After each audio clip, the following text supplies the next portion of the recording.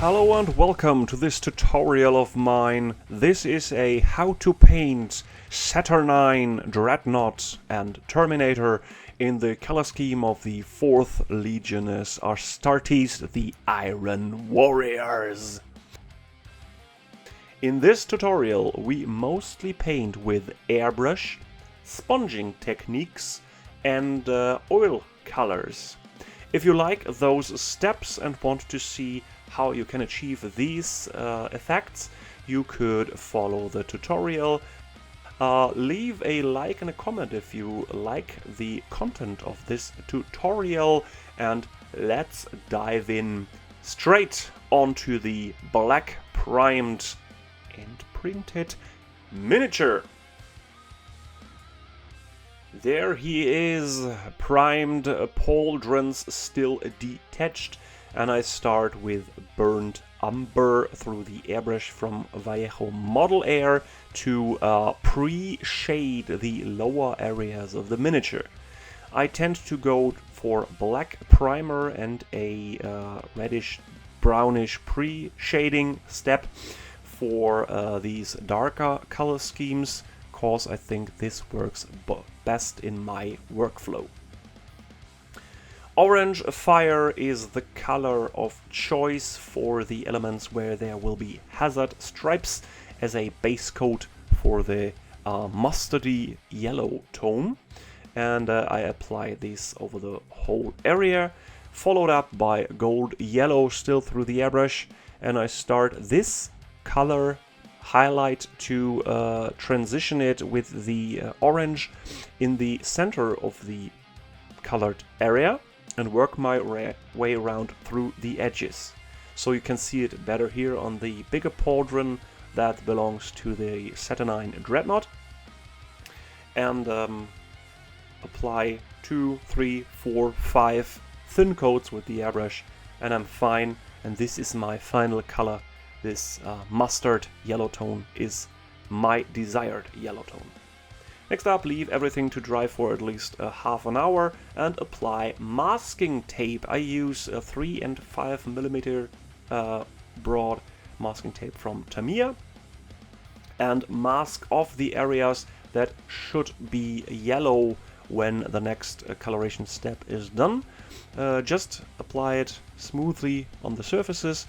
Keep the gaps in between equal size so it doesn't look that awkward. And I use my X-Acto knife, or better say the not sharp edge of the knife, to fiddle it right into these small recesses. After all the masking tape is applied, I use black from Vallejo and use this as the base tone for all the black parts of the hazard stripes. Just simply spray several thin coats. It's important to spray thin coats when you mask something, that there isn't a kinda 0.1, 0.2 thick layer of paint, and you still see a physical edge where there was the masking tape. A small highlight in dark gray, as well as sprayed on with gold yellow, starting in the center of the area, and work my way around.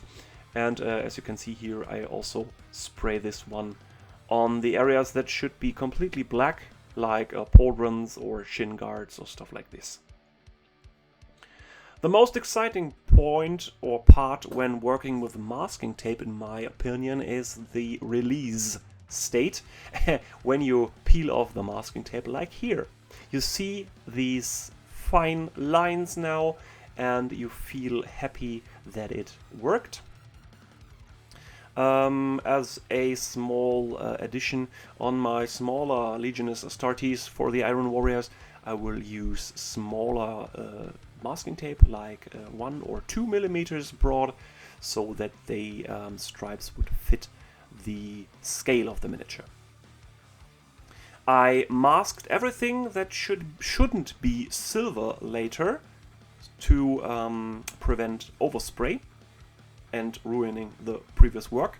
Mixed black metallic and silver RLM01 from Vallejo by equal parts in the pot, and sprayed every area that should be metal toned. Apply one thin coat over everything and a second and or third thin coat over the areas where there should be light hitting the miniature, like on the thigh bone area, on the fists, on the torso part around the head, or from atop of the torso. Then I apply some burnt umber in the mix so that I got roughly equal parts of every paint that's in the airbrush spot, and rework these pre-shading from before. So spray it from underneath, under the armpits, under the recess that is beneath the torso, under the area where the pauldrons would obscure lighting from hitting the shoulders, and underneath these engine compartment thingy on the back and stuff like this. And this brownish shade would fit two reasons. Reason one, the base I apply later. I'm not sure if I want to proxy them as Terminators or use them as Saturnine, so I'm not sure on the base. Would be brown, so this could be brown light reflecting, or it's the first stage of the weathering. Speaking of weathering, we go on for highlighting the silver parts. I use a blister sponge that's delivered some miniatures with to use it for sponging. The color I use is lead belcher, so a mid-tone silver tone.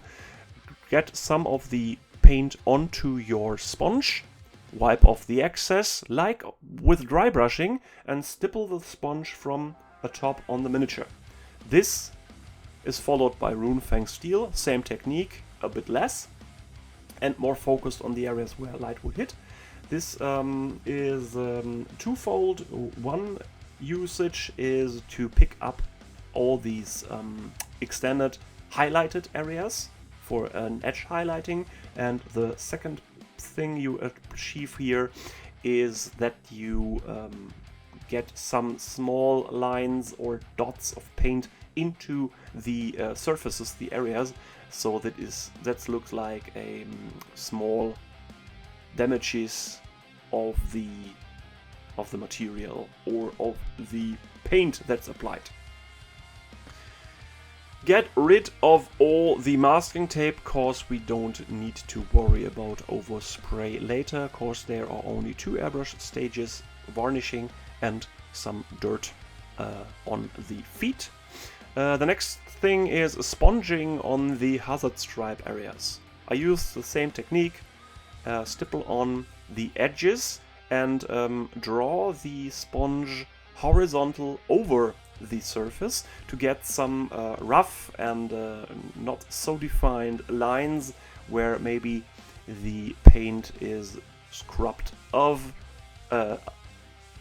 due to battle damage, or maybe going through the hanger or drop pod and hitting some areas so that the paint is chipped off. This same technique is applied with Corvus Black on some of the black parts, so that there is sometimes black spilling over into the yellow areas, or yellow spilling over into the black areas. This contributes to a more roughened up optic, and I use this with Ashen Gray again to work out some more of the edges that should be highlighted, and I don't go with this comic look where every edge is clearly highlighted to the fullest. I like these roughened up parts. Next thing before we work with oil colors is preparing everything else in the color that should be there. So for example here the armor trims in Balthasar Gold.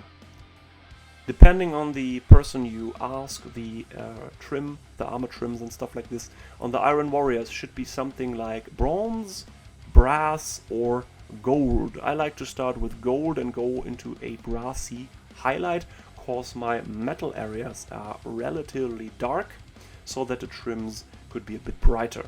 Could be the other way around, go a bit brighter on the metals and do more brassy, darker trims. Another element that is to be painted before applying oils is all these cablings.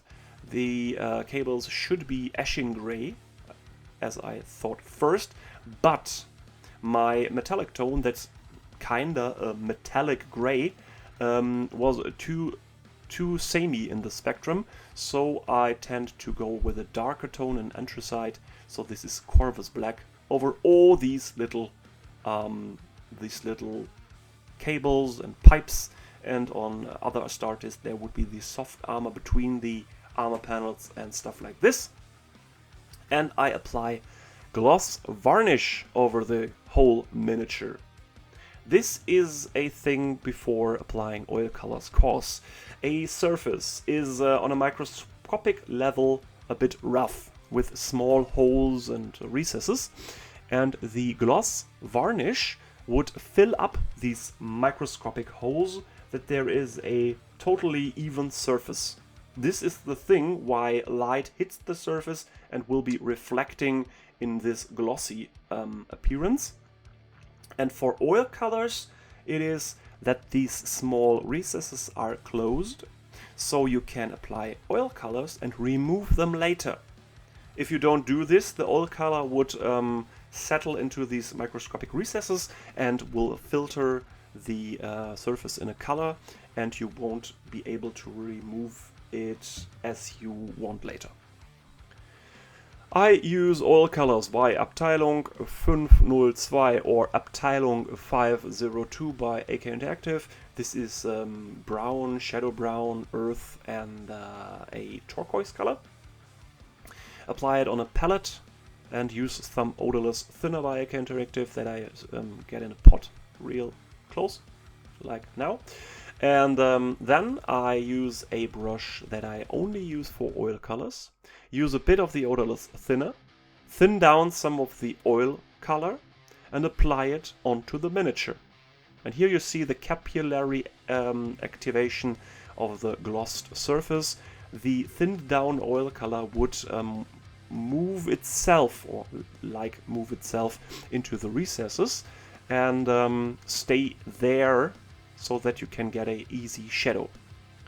If you wanna see this for more weathering, I will do a Solar Auxilia Lemon Russ battle tank video soon, where I go more on to these pin washing and small watermarks, or applied more than here on this miniature. The golden area would be a bit turquoise for these weathered appearance, and I work my way around the whole miniature, applying different shades of oil colors here and there. Apply the oil color onto the miniature and move the color with odorless thinner on the miniature later, or very thinned down oil color to apply directly to the miniature. As you can see here, this needs a bit of practicing, but I think this is the most pleasing step on weathering a miniature, with the knowledge in mind, hey, if I mess up, I could nearly completely remove this color, no problem, and work my way around a better transition or a better gradient or whatever later in this stage. So do as you like, work your way around, and leave the oil color for maybe 4, 5, 6, 7 hours to dry. This depends on a gut feeling of mine. Depends on how thick you have applied the oil color and how long does it take to dry. On this note, you don't need a hair dryer, a blow dryer or stuff like this to get the color to dry. The odorless thinner and the moisture in the oil color need to evaporate. There is no way to speed this up by heating it up like regular acrylic paints. After the paint dried, I use a feathering brush. This one is by AK Interactive 2, and work my way around with vertical down strokes over the whole miniature. Got the effect to remove oil colors from the edges and feather some oil tones into each other, that there will be a smoother transition here and there. You can see it on the armor panel a bit better maybe, and I use a stippling motion here on the trim so that I can transition the color better on this area. Next up comes a part that is very pleasing. I use odorless thinner again. This one will rehydrate the oil color and give me the opportunity to remove parts of it. You can see it here. I remove a bit and the yellow shines through a bit more. As well as the oil colors on the upper areas will be dragged into the surface area to emulate something like these small watermarks. When water is seeping down a wall or stuff on a building, and there is something like a rusty piece on the roof, there will be some minor amount of rust particles in the water that over time will work up a small fine line that's working the way around the wall, and this is the same technique or the same effect. To improve on this effect, I apply a small dot of oil color on the upper trim recess and work this one with vertical strokes down to feather it out to get this watermark effect, as you can see here. This effect will be explained more in the upcoming Solar Auxilia Lemon Rust tutorial, if you like. If you like to see it very fast, write it down in the comments below. If you're a fan of 3D printing and like those 3D printed Saturnine, just write it down in the comments below as well. Of course, I am a creepy faggot that uses 3D printed models. After the oil color step, I rework all these battle damage roughed up areas for a edge highlighting process. First up is Avalon Sunset. Work my way around with small dots and fine lines across all the edges, for example here on the Saturnine Dreadnought's chin armor, and work small lines and dots into the areas to emulate something like small scratches. You can see this, right? This is such a fun part. Takes some time, yes, but it's a very natural appearance later and looks fine just on these more kind of historic feeling 30K miniatures. To give another highlight, I use a Shapti bone on the yellow edges. Shapti bone is a bone color with a yellow tint, and I use this for the parts where the armor is roughed up and reflects color a bit different, where maybe the light hits some of these small roughed up edges so that the light reflects differently. Same process on the black parts, just different colors.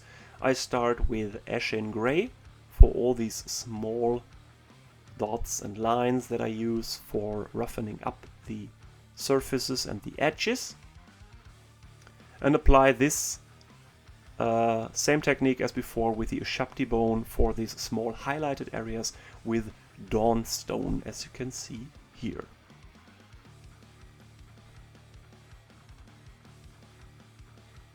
And now it's the part to pause the video for you and write down in the comments what would be the next stage.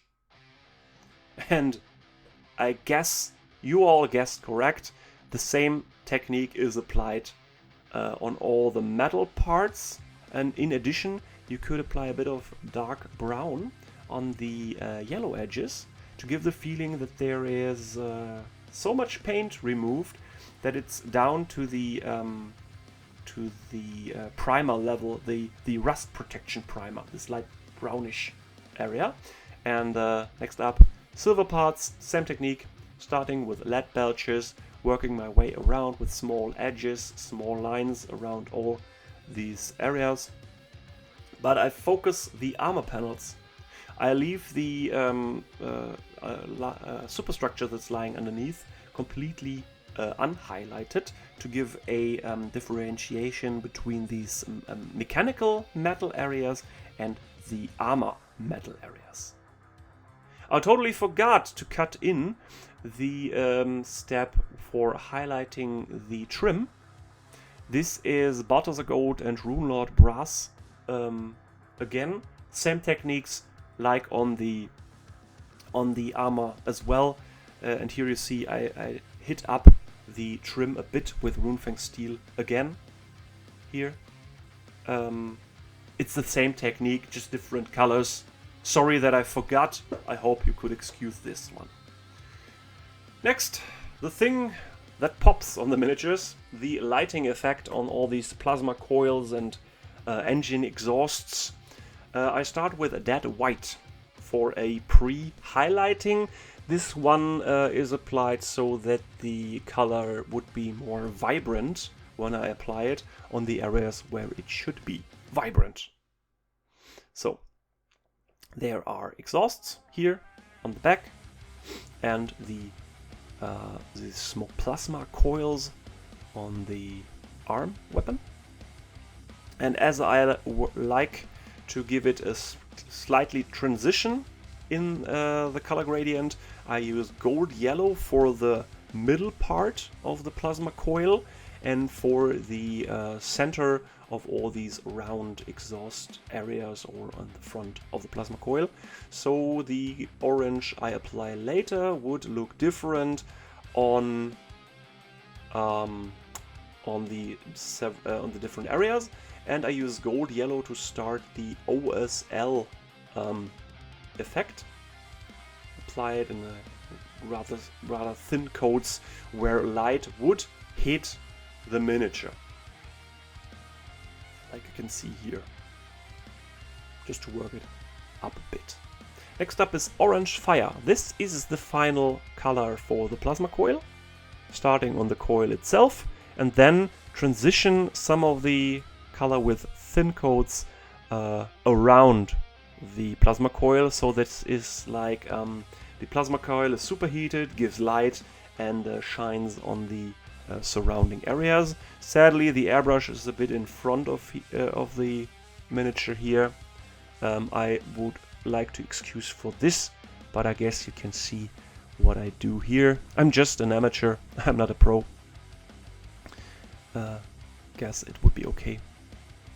The OSL as well, spray it over, spray it a bit more in the areas around the previously sprayed yellow areas, so that there is a transition between the orange over yellow and orange over the normal surface. And to finish this OSL, I use Lignoth Orange for the areas where light would reflect.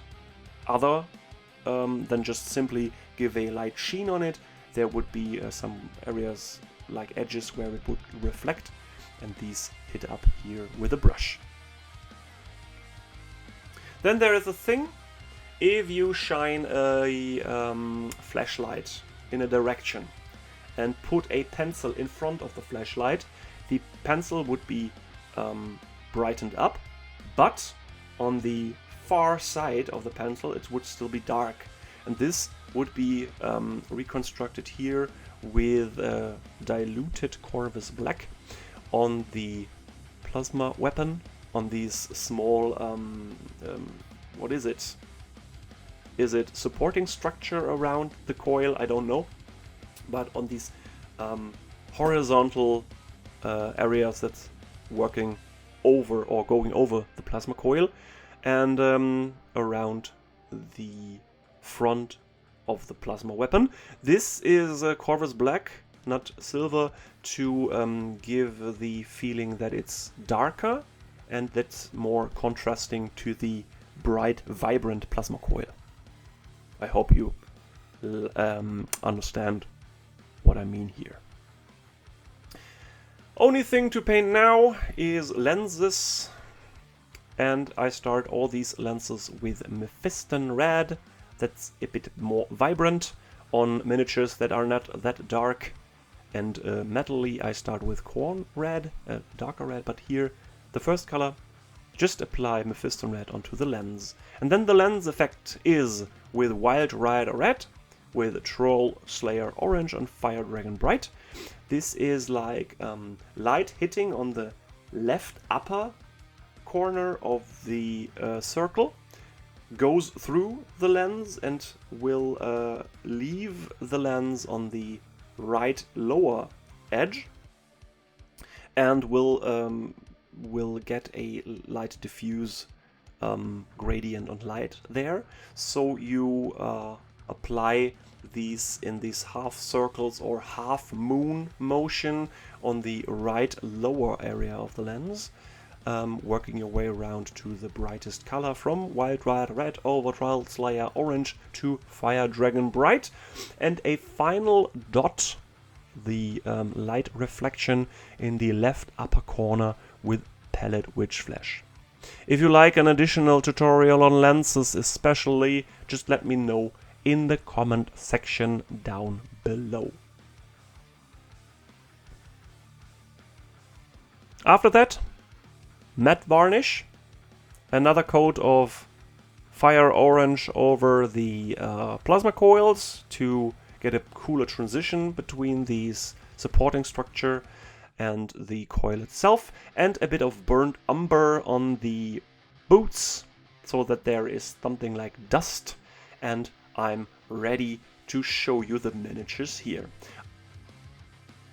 I hope you liked the tutorial, could follow it, and if you got any thoughts, put it down in the comments below. If there are parts that stuck out to you most, yes, let me know.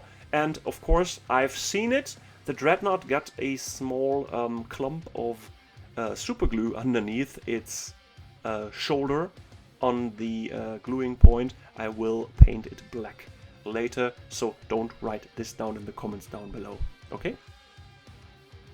If you want to follow the project for the 4th Legion Astartes, the Iron Warriors, follow me on Instagram, Team Titanicorn. I post there regularly, and I hope you have a nice day right now. There is nothing more for me to say than keep on wargaming!